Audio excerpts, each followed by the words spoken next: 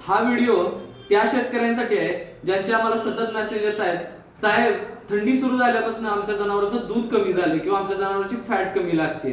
आता यामाग शेतकरी मित्रांनो कारण सांगतो तुम्हाला काय आहे। ज्या वेळेस कडाक्याची जास्त थंडी पडते त्यावेळेस जनावरांना ऊर्जेची जास्त गरज पडते, कारण जनावराला त्यांच्या शरीराचं तापमान संतुलित ठेवायचं असतं आणि या ऊर्जेची गरज असताना दूध निर्माण करण्यासाठी लागणारे ऊर्जा आणि दूध थंडीपासून निर्मूलन करण्यासाठी लागणारी ऊर्जा या दोन्हीमध्ये जनावर शरीराला सुरक्षित ठेवणं या गोष्टीला प्रायोरिटी देतं आणि अशा वेळेमध्ये थंडीचा प्रभाव वाढला की जनावर आपली सगळी ऊर्जा आहे ती ऊर्जा थंडीपासून वाचण्यासाठी घालवतं आणि अशा परिस्थितीमध्ये आपलं दूध कमी होतं।